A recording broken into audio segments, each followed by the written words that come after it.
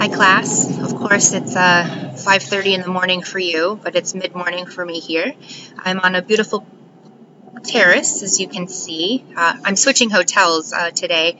The conference is being held at a different location, so checked out this morning and we'll be heading that way. Hope you had all a nice 3-day weekend and prepared for all of my tests this week at least. And I know I think Dr. Otz is this week too, so good luck on that.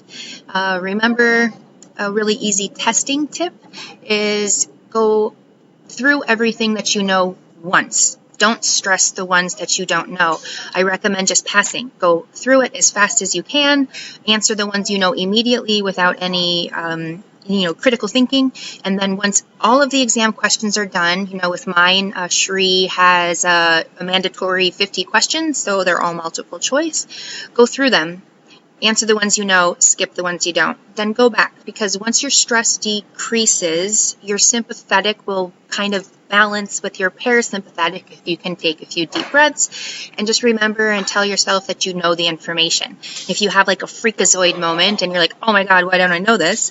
Then your brain is going to go into a sympathetic reaction. So you have to take a deep breath. Give yourself the confidence that you know how to critically think the answer. And remember, with multiple choice, at least with mine, if A and B are both synonyms and they are saying the same thing but in a different way, then C is going to be both A and B. If there is an outright absolute wrong answer, I do not plan to trick you. You either know it or you don't.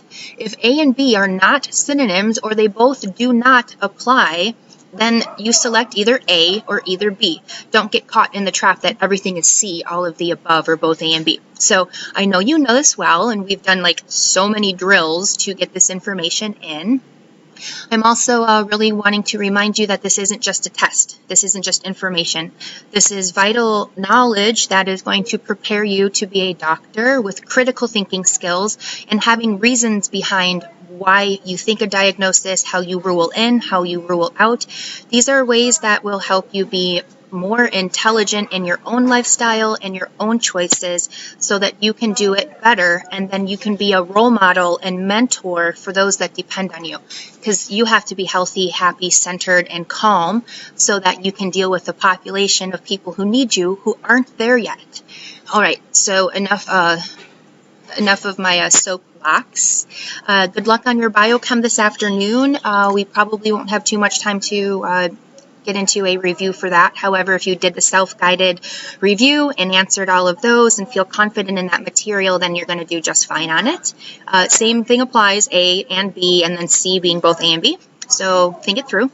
Okay, so pretty much what I want to make sure that you're understanding for diet and nutrition is, how are you helping the body heal? I want you to always be thinking about macronutrients that are being ingested. You have to eat them. If you eat them, you have to digest them. And after you digest them, you have to absorb them. That is called assimilation. So if you do not both eat, then digest, and then absorb it, then it does not become bioavailable. So if we are thinking about a population of people who cannot digest well, you must be thinking about eating antacids, a history of GERD, and being on proton pump inhibitors, your PPIs. Those people don't have enough stomach acid, and even though they might be eating it, you have to have enough acid, enough chewing, and enough degradation to break the micro and macronutrients out of the food matrix so that your body can digest it and so that you can absorb it. So all of that starts in the mouth. Chewing starts in the mouth, digestion starts in the mouth, and macro and micronutrient assimilation is dependent on chewing acidic stomach acid, enzymes, and absorption. So that is assimilation.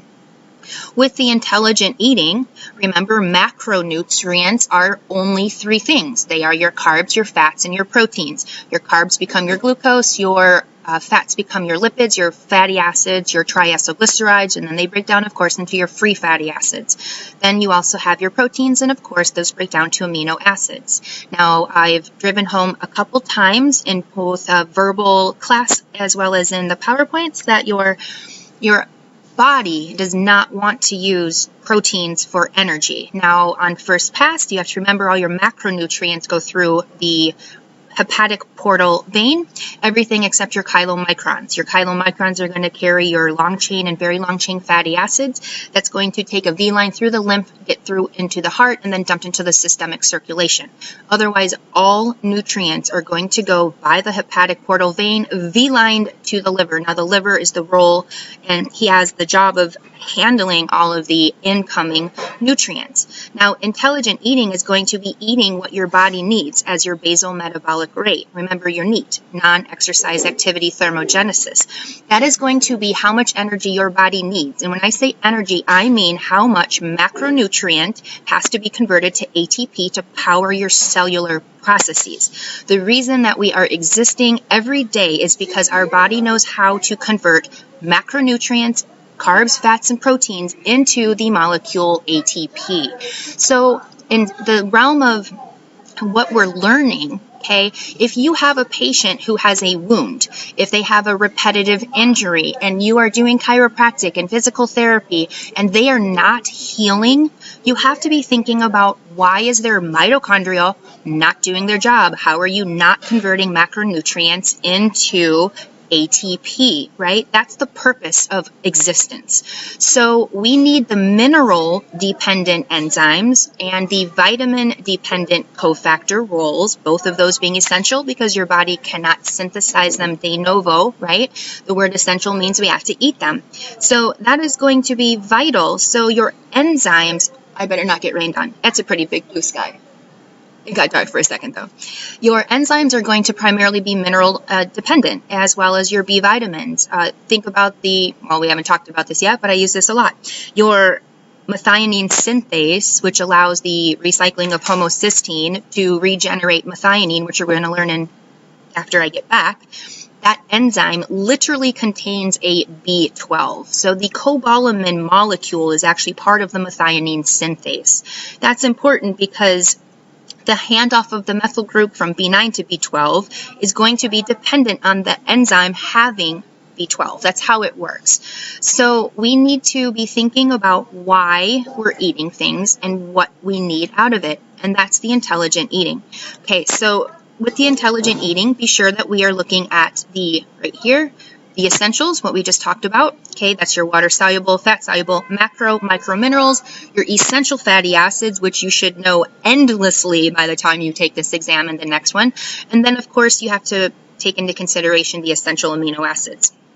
Okay, your fibers, we didn't really talk too much about it. Just know that intelligent eating includes your fibers. We want to eat your anti-inflammatory foods. One of the ways that we directly improve the inflammatory body habitus is to eat more omega-3s and to supplement with more omega-3s, while we also eat less omega-6. Okay, we need less grains and we need less of the vegetable oils, the cotton oils, and all the processed foods, which is where all of that comes from.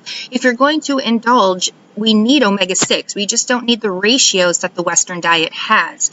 So remember that if you're going to be enjoying, Taco Tuesday and a big plate of nachos and you're eating non-grass-fed livestock, it's not a problem. Just know that you are literally eating a pro-inflammatory arachidonic molecule that is sitting in their phospholipid plasma membranes on P2. You literally are eating arachidonic acid. So in that case, be smart, be intelligent, and eat fish the next day or take an extra supplement. It's going to be vital. So you directly impact the body habitus inflammatory state by eating, supplementing with the essential fatty acids for the anti-inflammatory, uploading onto position 2, so that when the PLA2, phospholipase A2, cleaves it off under an inflammatory signal from cytokines that allows the COX and LOX enzymes to act on it, and then that released essential fatty acid derivative, normally the EPA or the arachidonic acid, whichever one you eat more of, is going to be what's there. Now you have to remember the primary, the higher affinity. The primary one that the body wants is the anti-inflammatory. So if you outcompete the omega-3, whether it's a supplement or a food, with the omega-6, every time one gets cleaved off by the PLA2, that position is free, and then whatever available in higher amounts is going to get put onto that phospholipase, or that phospholipid P2. So also remember that your PUFA, and your MUFA, the unsaturated, is what is on your position 2P2, and that's what the PLA2, phospholipase A2, is acting on. However, the phospholipid has two positions. So position 1 is going to be your saturated fatty acid. The eicosanoid, which is the chemical mediator, that's how the body communicates. It's like a little crumb being dropped by the ant. That is going to be the eicosanoid, which is the direct precursor is going to be the essential fatty acid derivative, the EPA or the AA, in the realm of the phospholipid for majority of the body, or the lipoproteins. Remember, those are the second source of the where they get uploaded, the PUFAs and MUFAs. And that, I lost my train of thought. I had something important. Okay, so side thought, because I got distracted by the follow-up. So the DHA also will go into the position 2. However, that is going to be restricted to the retina, to sperm, and the brain. It happens very smallly in other places, but that's primarily where the position 2 is going to hold the eicosanoid. That is going to, that's what I was thinking of, is going to be the eicosanoid, which is the DHA in the case of the sperm, the brain, and the retina. Otherwise, every other existence of the cell membranes is likely going to be either your AA arachidonic acid or your EPA, your fish oil 20:5. Okay, so what I was thinking that I brain farted for a second was the eicosanoid, the direct precursor. That is what is acted on to generate the eicosanoids. Your eicosanoids are your prostaglandins, thromboxanes, and your leukotrienes. That's because COX acts on and generates prostaglandins and thromboxanes. Then they work and they act on the platelets and they talk to fibroblasts, and it can either be a clotting event or not, whether you're N3 or N6. The leukotrienes come from the LOX enzyme, and leuko, hence communication mediator, they are going to act on, communicate, and activate the leukocytes. So the COX and LOX is an inflammatory chemical mediator, and when you have more of the omega-3s, you have less of the pro-inflammatory response, and then you have some of the counter effects. So the derivative, the EFA derivative, is also the precursor that the COX and LOX acts on to generate the eicosanoids. So remember, you have substrate. Substrate is going to be the EFA or the AA. Your enzyme is the COX and LOX, and then the end product is going to be the eicosanoids. And depending on which path it is, it's either PGE, prostaglandins, TXA, thromboxanes, or the LTB, which is your leukotrienes. So you directly influence inflammatory body habitus by having more omega-3s available to upload onto position 2. Now we know we can indirectly influence the inflammatory body habitus by using modulators. That's going to be your NSAIDs or your over-the-counter synthetics, your ibuprofens, but you can also do it naturally, which is what I recommend, and that's going to be with your phytogreens, your phytonutrients, your phytosterols, and your natural anti-inflammatories, your ginger, your boswellia, curcumin, turmeric, white willow. Those indirectly change the inflammatory status because they act on, they inhibit, or they slow down, they modulate either the phospholipase A2 so it's less active, or they are decreasing the amount of cytokines that are stimulating the phospholipase A2 so there is less cleaving of position 2. So then they also can act and directly inhibit the COX and the LOX directly, the enzymes. So the indirect pathway is to use the anti-inflammatories and the modulators and antioxidants. So speaking of antioxidants, which is different than an anti-inflammatory, so if we look at the anti-inflammatories and antioxidants, we are then switching to the free radicals, which are your reactive species. Reactive oxygen species, your superoxide and your hydroxyl, and then your reactive nitrogen species, primarily the one I want you to know, is going to be the peroxynitrite. We're going to study that in length to nauseating levels, so right now I just want you to recognize the term. Those are reactive because they have lost their electron and their outer valence, and they want it filled, and they will steal it from anything around. That's why we have antioxidants, hence anti-stopping the oxidation oxidants, and those are going to be your reducing agents, and your reducing agents are either your solo antioxidants, right? Your CoQ10, your alpha lipoic acid, NADPH, alpha lipoic acid, CoQ10, glutathione. Glutathione reduced, of course. They all have to be reduced. Reducing agent is an antioxidant that has the ability to donate its electron, and the ability to donate it. The electron is a hydrogen atom. That's why we designate it H+.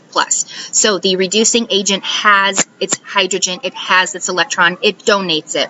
The catch-22 is that every reducing agent that is an antioxidant also becomes oxidized. When it's oxidized, it has lost its electron. It no longer has it. So all reducing agents and all antioxidants have to be regenerated, recycled, which means another reducing agent comes along, it donates its hydrogen atom as an electron back, and now it's all happy and ready to go again.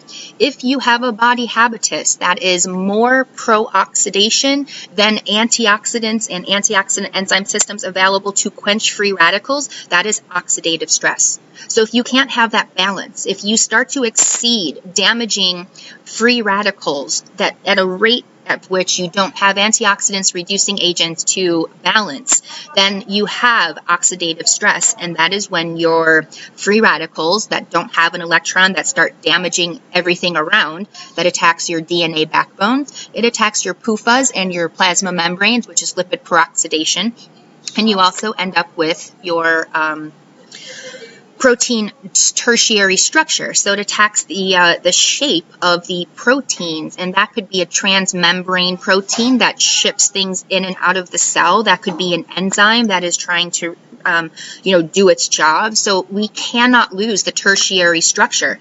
If a protein gets damaged bad enough, and a protein, again, think a transmembrane protein, it's transferring something in and out, right? It could be an ion, it could be a hormone. It has to have a channel or a carrying. If that gets damaged to the point where the cell will induce suicide, and that's going to recycle it, you lose that.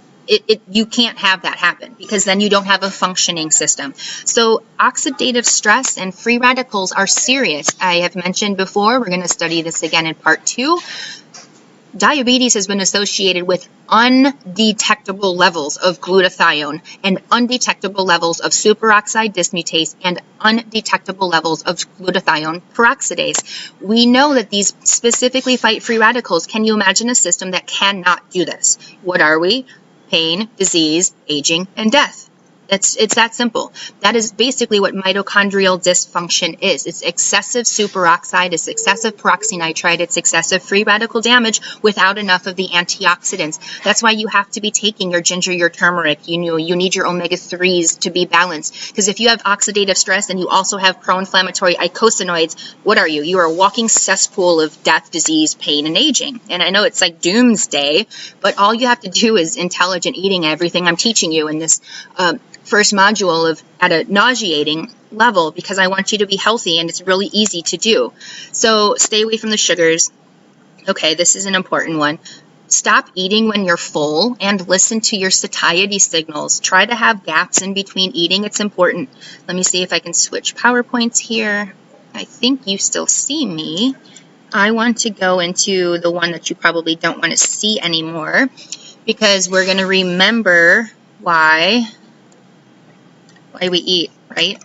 We need to know, I want you to definitely know that your B1 is your TPP, okay? That's your active form. You better know by now your B2 and B3 are your reducing equivalents, and that is what macronutrients are converted to at the end of TCA. They have to become acetyl-CoA, and they do it by different pathways. Your fats, your carbs, and your proteins have different pathways, but they all end up being an acetyl-CoA, and then the acetyl-CoA is that primary conversion where they go into the TCA cycle so that your body can power the energy for cellular processes, cellular regrowth, and the energy to do what it needs to do. If you can't do that, you can't heal, right? You have to be able to heal. You have to be able to regenerate tissue. Okay, so at the end of the TCA cycle, you have reducing equivalents, and that is your NADH and FADH2, your B2, B3, be sure you know which one is which. Your B6 is your PLP, that's your active form. That's going to be so vitally important when we get into the nitrogen balance, so definitely know that because you're going to see that a lot. I want you to definitely know this THF, tetrahydrofolate. There are significant multiple forms, and the active form is the tetrahydrofolate, and it goes through different reactions. Okay, B12, of course, is your cobalamin. I want you to know your limiting amino acids. These are the ones that not only are they essential, meaning you have to eat them, the body can't make them. However, they are the least available in all of the protein sources, whether it's plant-based or animal-based. So we're going to definitely need these. Lysine is going to be a precursor. You don't need to know this yet, but it's a precursor so that you can synthesize the carnitine. Carnitine is the shuttle that allows you to be able to break down fat for a beta oxidation. Your tryptophan is your amino acid, and you need that for sleep as well as for mood. Methionine, don't get me started on methionine. Just know that you're going to learn that so often. You hear me talk about it a lot. Threonine is an interesting one, so we'll dive into that as well. So know those as the four that you need to know. Absolutely know your sulfur amino acids. Your sulfur is going to be tested on your biochem, so be sure you know that it's cysteine and methionine. It's also taurine, because methionine is a precursor, and then through the homocysteine B6 dependent pathway, it will synthesize cysteine. Cysteine further down is going to be a precursor for glutathione. Glutathione is going to be cysteine, glycine, and glutamate. However, in catabolism of cysteine, which is a molybdenum dependent reaction with the sulfite oxidase, that is going to take cysteine and break it down, as well as methionine, and then that releases the inorganic sulfur to be available for the liver sulfation pathways. So definitely be sure you know those. And if it's in a molecule like a glutathione or like an alpha lipoic acid, that sulfur group is called a thiol. So definitely be sure you remember the sulfur and the thiol terminology. And I want you to definitely know these. Okay, that's going to be a question. And then know which ones are going to have the, they are not in the RDA. So your manganese and your chromium are vital, essential. They have very important roles, and that is not going to be under an RDA. That is under the adequate intake. Okay, so that's a question. We need to know, here we go. Okay, you need to know that this carbohydrate going into acetyl-CoA, only the carbohydrate is the dehydrogenase complex B1, B2, B3, B5 alpha lipoic acid. Okay, that is vital. However, when we get one more step further down, we can see that the, let's go one more down. It's somewhere in here. There we go.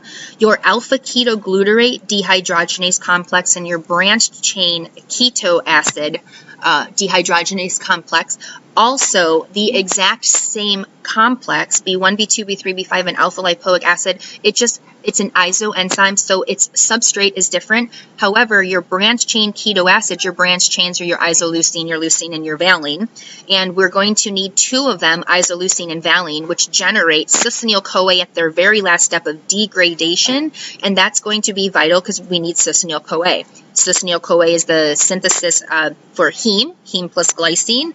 It is also your intermediate to allow your TCA cycle to keep going. And then once succinyl-CoA is acted on, it becomes succinate. And then succinate is the dehydrogenase complex, complex 2 of the electron transport chain.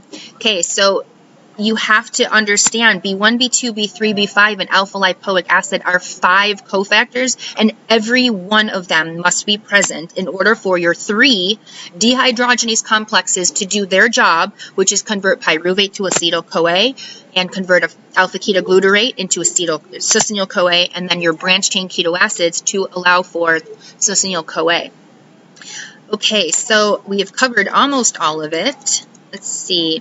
I want you to definitely remember that that this step up here is your oxidative phosphorylation. Do not confuse that with beta oxidation, because we're going to do fat metabolism next module. So beta oxidation is not the same thing as the oxidative phosphorylation. So when we churn the electron transport chain right here, once the reducing equivalents enter the electron transport chain to generate the energy, it's oxygen that's uploaded, and that is called the oxidative phosphorylation. And what I'm showing you here is to be sure you know how many essential minerals are required just for this to be powered. Heme is heme iron is in 3 of these. So if you are iron deficient because you are either a vegan or you are in an inflammatory state because of hepcidin, then you are potentially not only hypoxic because you can't carry oxygen, but you're also more prone to oxidative stress because of your iron catalase. You're also prone to fatigue, not only because you can't carry oxygen, but because your electron transport chain depends on the heme iron for 3 of its proteins. Okay, it's so important, and your coenzyme CoQ10 is going to be in 3 of the 4 protein complex reactions.